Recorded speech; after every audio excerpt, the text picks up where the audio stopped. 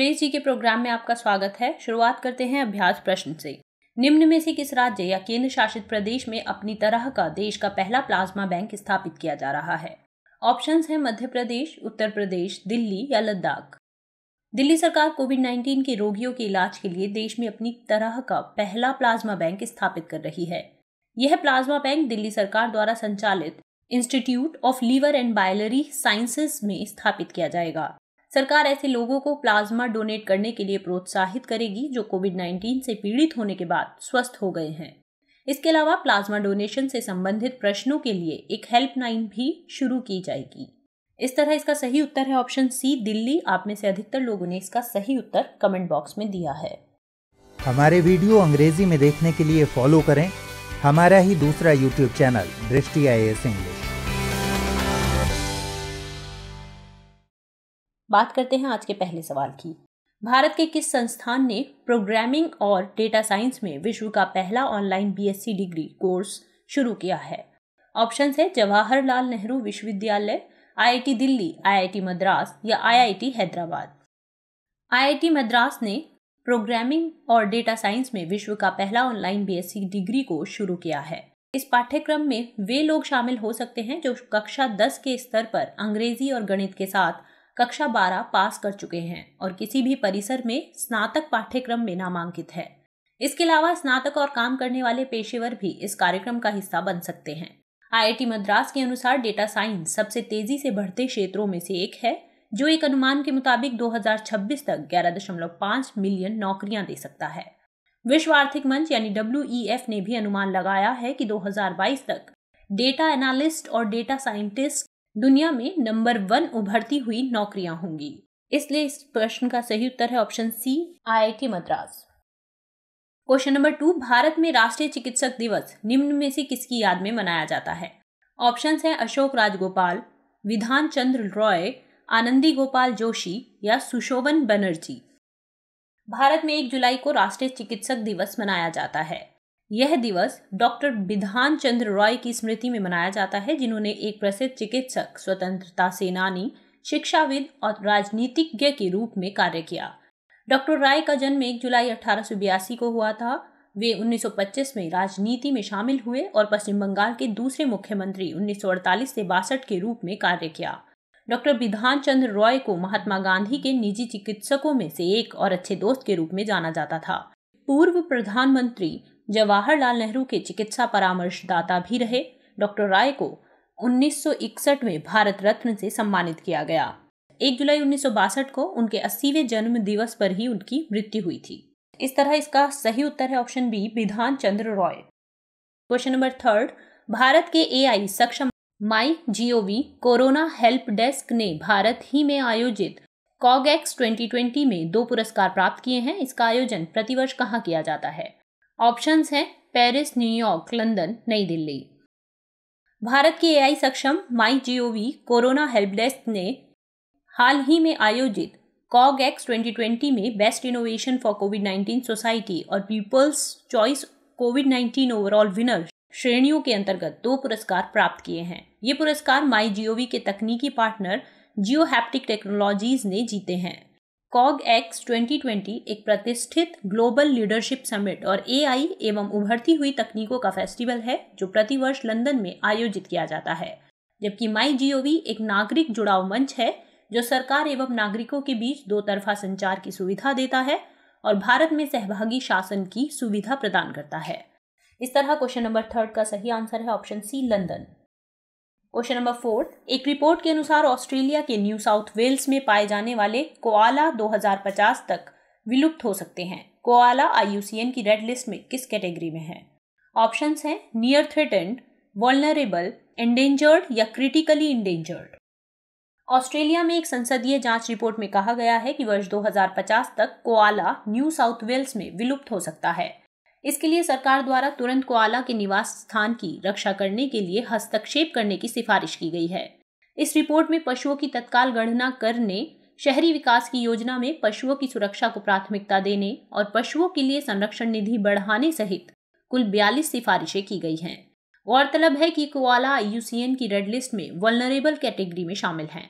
इस तरह question number 4 का सही आंसर है option B, vulnerable. Question number 5, America के फेडरल कम्युनिकेशंस कमीशन यानी FCC ने हाल ही में किन 2 चीनी कंपनियों को यानी नेशनल सिक्योरिटी थ्रेट्स के रूप में नामित किया है? ऑप्शन है अलीबाबा और शाओमी, टेंसेंट और टिकटॉक, हुआवेई और ZTE या उपरोक्त में से कोई नहीं। अमेरिका के फेडरल कम्युनिकेशंस कमीशन ने औपचारिक रूप से चीनी दूरसंचार कंपनियों हुआवेई टेक्नोलॉजीज और ZTE कॉरपोरेशन को राष्ट्रीय सुरक्षा खतरे के रूप में नामित किया है। इन कंपनियों पर चीनी सरकार के करीबी होने और अमेरिकी नागरिकों के डेटा साझा करके उनकी जासूसी करने का आरोप लगाया गया है। हुआवेई दुनिया का सबसे बड़ा दूरसंचार उपकरण निर्माता है और मोबाइल फोन पार्ट्स का दूसरा सबसे बड़ा निर्माता है, जबकि ZTE ने कई बड़े कॉरपोरेशंस के साथ चीन में बहुत कम लागत पर उनके पेटेंट उपकरण बनाने के लिए समझौते किए हैं। अमेरिका में इन कंपनियों पर पहले भी कई रिपोर्ट्स में ऐसे आरोप लगते रहे हैं। क्वेश्चन नंबर 5, इसका सही उत्तर है ऑप्शन सी, हुआवेई और ZTE। क्वेश्चन नंबर 6, निम्नलिखित कथनों पर विचार कीजिए। पहला कथन, प्रधानमंत्री की आकस्मिक मृत्यु पर राष्ट्रपति ऐसे व्यक्ति को सरकार बनाने का न्योता देता है जो लोकसभा का विश्वास प्राप्त करने में सक्षम हो।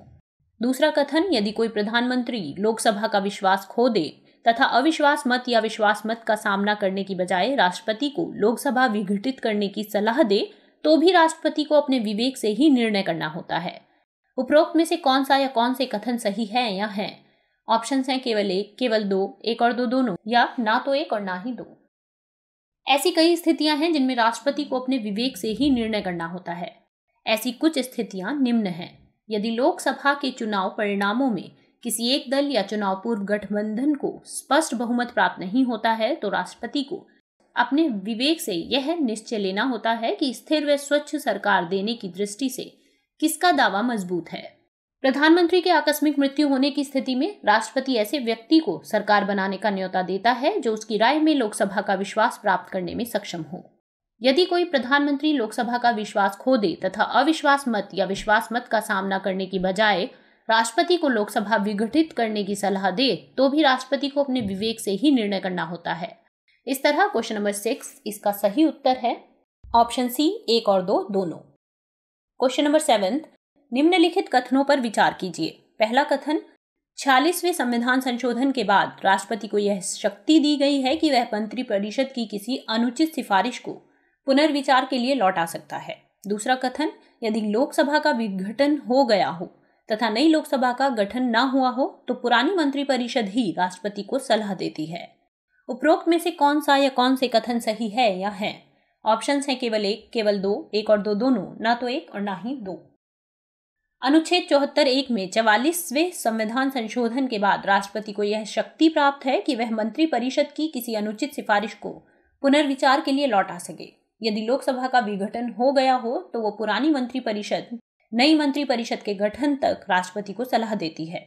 इस समय राष्ट्रपति को विशेष ध्यान रखना होता है कि वह किसी ऐसी सिफारिश को स्वीकार ना करे जो चुनाव में उस दल को लाभ पहुंचाती हो या कोई बड़ा नीतिगत निर्णय करने के संबंध में हो। क्वेश्चन नंबर 7 सही उत्तर ऑप्शन बी, केवल 2। क्वेश्चन नंबर 8, निम्नलिखित में से कौन सा या कौन से कथन राष्ट्रपति या प्रधानमंत्री के बारे में सही है या हैं? पहला कथन, अनुच्छेद 78 ख के अंतर्गत राष्ट्रपति प्रधानमंत्री से प्रशासन तथा किसी विधान से संबंधित जानकारियां मांग सकता है। दूसरा कथन, अनुच्छेद 78 ग के तहत राष्ट्रपति को अधिकार है कि वह प्रधानमंत्री को कोई विषय मंत्रिपरिषद के समक्ष रखने का निर्देश दे। ऑप्शंस हैं केवल एक, केवल दो, एक और दो दोनों, ना तो एक और ना ही दो। राष्ट्रपति को सलाह देने के लिए एक मंत्रिपरिषद होती है जिसका प्रधान प्रधानमंत्री होता है। अनुच्छेद 78 में कुछ स्थितियां बताई गई हैं जो राष्ट्रपति को कुछ स्वतंत्रता प्रदान करती हैं। अनुच्छेद 78 ख के अंतर्गत राष्ट्रपति प्रधानमंत्री से प्रशासन तथा किसी विधान से संबंधित जानकारियां मांग सकता है। इसी प्रकार अनुच्छेद 78 ग के तहत राष्ट्रपति को अधिकार है कि वह प्रधानमंत्री को कोई विषय मंत्रिपरिषद के समक्ष रखने का निर्देश दे जिस पर किसी मंत्री ने विनिश्चय कर दिया है किंतु मंत्रिपरिषद ने उस पर विचार नहीं किया है। इस तरह क्वेश्चन नंबर 8 का सही आंसर है ऑप्शन सी, एक और दो दोनों। क्वेश्चन नंबर 9, निम्नलिखित में से कौन सा या कौन से कथन राज्य मंत्री के बारे में सही है या हैं? पहला कथन, राज्य मंत्री तकनीकी तौर पर कैबिनेट मंत्री से कम महत्वपूर्ण नहीं होते क्योंकि वेतन और भत्तों इत्यादि की दृष्टि से उनमें और कैबिनेट मंत्रियों में कोई महत्वपूर्ण भेद नहीं है। दूसरा कथन, राज्य मंत्रियों को कैबिनेट अर्थात मंत्रिमंडल की बैठकों में भाग लेने का अधिकार होता है। ऑप्शंस हैं केवल एक, केवल दो, एक और दो दोनों, ना तो एक और ना ही दो। राज्य मंत्री तकनीकी तौर पर कैबिनेट मंत्री से कम महत्वपूर्ण नहीं होते क्योंकि वेतन और भत्तों इत्यादि की दृष्टि से उनमें और कैबिनेट मंत्रियों में कोई खास भेद नहीं है। राज्य मंत्री व्यवहारिक तौर पर कैबिनेट मंत्रियों की तुलना में कम महत्वपूर्ण होते हैं। इन्हें कैबिनेट अर्थात मंत्रिमंडल की बैठकों में भाग लेने का अधिकार नहीं होता है। राज्य मंत्री दो प्रकार के होते हैं, स्वतंत्र प्रभार वाले राज्य मंत्री तथा वे राज्य मंत्री जिन्हें स्वतंत्र प्रभार नहीं दिया गया है। स्वतंत्र प्रभार वाले राज्य मंत्री इस अर्थ में कैबिनेट मंत्रियों के समक्ष होते हैं कि वे अपने विभाग के प्रमुख होते हैं। इसलिए क्वेश्चन नंबर 9 इसका सही आंसर है ऑप्शन ए, केवल एक। क्वेश्चन नंबर 10, निम्नलिखित कथनों पर विचार कीजिए। पहला कथन, उप प्रधानमंत्री का पद संविधान नेतर पद माना जाता है जिसका जिक्र मूल संविधान में नहीं किया गया है। दूसरा कथन, सर्वप्रथम सरदार वल्लभ भाई पटेल को उप प्रधानमंत्री का पद दिया गया था। उपरोक्त में से कौन सा या कौन से कथन उप प्रधानमंत्री के बारे में सही है या हैं? ऑप्शंस केवल एक, केवल दो, एक और दो दोनों, ना तो एक और ना ही दो। संविधान में सिर्फ प्रधानमंत्री और अन्य मंत्रियों का जिक्र किया गया है, उप प्रधानमंत्री की चर्चा नहीं की गई है। इस दृष्टि से यह एक संविधानेतर पद है। व्यवहार में स्वतंत्रता के बाद से ही इस पद का प्रयोग किया जा रहा है। सबसे पहले पंडित जवाहरलाल नेहरू के मंत्रिमंडल में सरदार वल्लभ भाई पटेल को उप प्रधानमंत्री का पद दिया गया था।